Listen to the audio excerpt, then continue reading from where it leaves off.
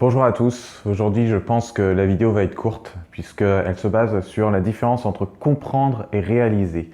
Comprendre quelque chose et la réaliser. Déjà, je pense que vous sentez cette différence dans ces deux points de vue. Quand vous comprenez quelque chose, c'est le savoir théorique, c'est votre cerveau logique qui travaille. C'est-à-dire on assemble plusieurs informations et logiquement, ça doit donner tel résultat, on le sait.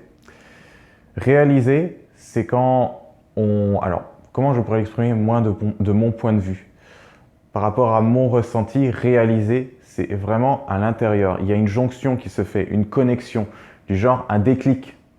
Un déclic où on peut se dire « Ah, je le comprends vraiment maintenant, ça y est, voilà, je le réalise ».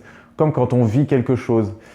Vous pouvez vivre une situation que vous voyez de l'extérieur et vous voyez par exemple quelqu'un qui est pris avec un boulot qu'il n'aime pas, il râle tout le temps, il s'en plaint et pourtant il reste dedans. Donc vous allez comprendre la situation, vous allez voir qu'en effet cette personne est dans ce boulot qui lui fait du mal. Vous allez comprendre qu'en effet tout ce qui l'embête dedans, tout ce qu'elle vous explique, mais vous n'allez pas comprendre pourquoi elle ne quitte pas ce boulot. Donc peut-être que, alors c'est pas à vous de faire ce travail, mais vous allez peut-être vous renseigner sur ce qui fait que les personnes ont du mal à quitter leur boulot. Et il y a la peur de perdre son emploi, la peur de ne pas se sentir à la hauteur d'un autre poste, la peur de la perte financière, du manque au niveau des finances. Vous allez comprendre tout ça à un niveau logique. Et vous allez pourtant dire, bah oui, mais il faut passer au-dessus de sa peur du manque financier, il faut se sentir à la hauteur d'un autre poste, il faut faire des choses, il faut ceci, il faut cela, il faut passer à l'action. Alors, comme point de vue, c'est vrai, évidemment. Maintenant, vous avez compris la chose de l'extérieur. Elle est comprise. Par contre, vous ne réalisez pas. Réaliser, souvent, ça se fait quand on le vit. Si vous êtes à la place de cette personne, plus tard, vous allez réaliser pourquoi c'était si difficile de mettre des actions en place. C'est ça la différence entre la compréhension et la réalisation. Vous avez tous les outils au niveau théorique, vous savez quoi faire. Maintenant, vous avez du mal à les mettre en application parce qu'il n'y a pas de déclic de connexion. La réalisation, c'est quand le conscient et l'inconscient se mettent d'accord, quand votre logique et votre émotionnel sont alignés. Souvent, on a besoin d'être poussé au maximum dans l'inconfort d'une situation pour réaliser et pour enfin appliquer toute cette belle théorie qu'on rêvait d'appliquer depuis longtemps.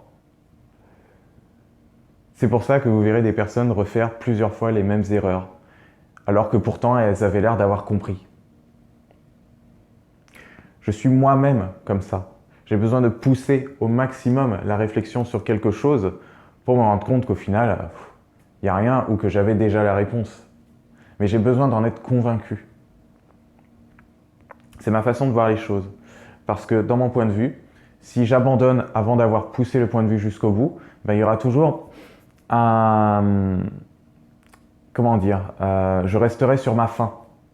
Il y aura toujours un regret de ne pas avoir été jusqu'au bout de l'expérience pour me rendre compte pleinement de ce que c'était. Alors, il y en a qui vont appeler ça vivre leur vie à fond. Il y en a d'autres qui vont appeler ça se trouver des excuses pour se complaire dans l'inconfort et dans le malheur. Chacun appelle ça comme il veut parce que chacun vit sa vie comme il a envie de la vivre. Il y en a pour qui ça ne leur pose pas de problème d'arrêter une situation avant d'arriver jusqu'au bout, jusqu'à ce que ce soit trop fatigant et on s'en fiche d'avoir la réponse en fait. Certaines personnes le sentent simplement quand elles ont la réponse et qu'elles n'ont pas besoin d'aller plus loin. Et en quelque sorte, on peut dire que ça y est, elles sont déjà au plus loin de ce qu'elles pouvaient faire, puisque leur ressenti leur indique que c'est plus la peine. C'est là où je dis le bout. La réalisation se fait là. quand au niveau de votre ressenti, c'est plus la peine de faire persister telle situation, de rester dans ce boulot toxique, dans cette relation toxique, dans une autre situation toxique, simplement. Alors toxique, hein, c'est encore un concept, hein, mais on sait ce que c'est, la toxicité dans notre ressenti. C'est quand ça ne vous tire pas vers le haut, c'est quand ça vous tire vers le bas, quand ça contraint votre évolution, quand vous ne vivez plus la joie et l'épanouissement, quand ça vous épuise énergétiquement. Et là, comme je le disais à une amie ce matin, n'ayez pas peur de faire des erreurs. C'est là où, souvent, quand on a envie de réaliser quelque chose, quand on comprend quelque chose et qu'on a envie que ça aille vite sur la réalisation, c'est la peur de faire des erreurs, l'envie d'être parfait. Je vais faire une vidéo là-dessus, enfin, peut-être qu'elle est déjà faite, sur la perfection. Acceptez que pour arriver à la réalisation, ça va être un chemin très en zigzag, très loin de ce que vous aviez imaginé, de votre idéal de vous. Comprendre, logiquement, vous pouvez comprendre plein de choses, regarder plein de vidéos sur YouTube, lire autant de livres que vous voulez. Du temps que vous ne réalisez pas la chose, eh ben, c'est pas vain, je dirais. Parce que quand vous réaliserez, vous comprendrez tout ce que vous avez compris. Et tout fera sens à ce moment-là, ce qui va consolider votre changement. Votre changement sera voilà, entier, effectif. L'un dans l'autre, c'est pareil. Il y a des gens qui réalisent. Et comment on réalise? C'est souvent par l'expérience, selon moi. J'avais appris quand j'étais en formation en PNL, je l'avais plutôt... je l'avais compris, pas encore réalisé, on était sur le chemin de la réalisation, que le savoir n'allait pas venir de la théorie, de la réflexion, mais de l'expérience. Faire l'expérience de quelque chose, faire une action. Parce que quand je fais une action, je m'expérimente dans le moment présent, dans ce que je suis sur le moment présent.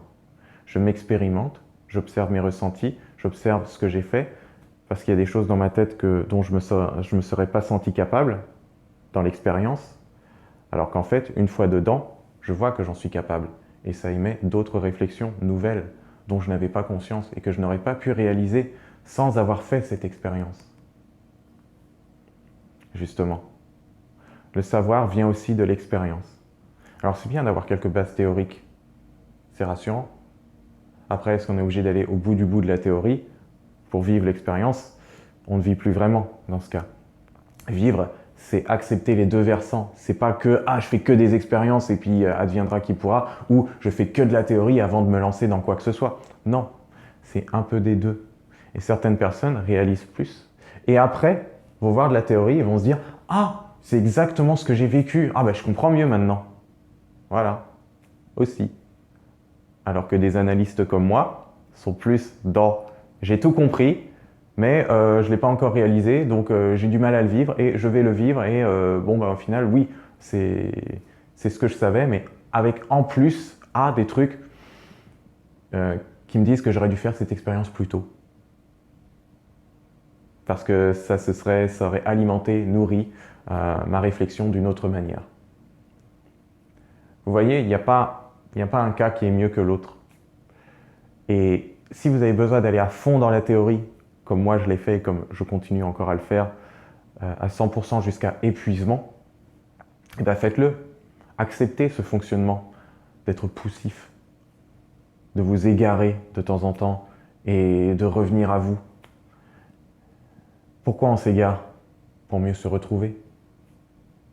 Et quand vous vous retrouvez mieux, eh ben, vous vous égarez un petit peu moins au fur et à mesure du temps parce que vous comprenez des choses et vous revenez à vous, etc., etc. Pareil pour ceux qui font beaucoup d'expériences. Pas besoin de vous culpabiliser. Faites votre expérience, faites les expériences. N'écoutez pas les drapeaux rouges, n'écoutez pas ce que peuvent vous conseiller les autres ou écoutez ce que vous êtes à même d'écouter, ce que vous ressentez, parce que c'est l'expérience qui vous donnera les informations dont vous avez besoin. Et de manière profonde, puisque vous le savez très bien, on a beau vous dire certaines choses, eh ben ça rentre pas. entre guillemets, ça ne rentre pas. Vous faites quand même l'erreur. Bah oui, mais parce que vous cherchez des réponses à l'extérieur, alors qu'en fait, ce qu'il sera validé à 100% par vous, c'est le résultat de vos expériences. Ce que vous allez vous dire. C'est là que ça va être validé à 100%. C'est là que vous allez valider votre réflexion ou que vous allez pouvoir enfin valider la théorie de choses qu'on vous a dit auparavant, parce que vous l'aurez vécu. Voilà. Je vous invite à échanger dans les commentaires. Si vous en avez envie, j'échange également. Et moi, je vous dis à bientôt pour une prochaine vidéo. Prenez soin de vous.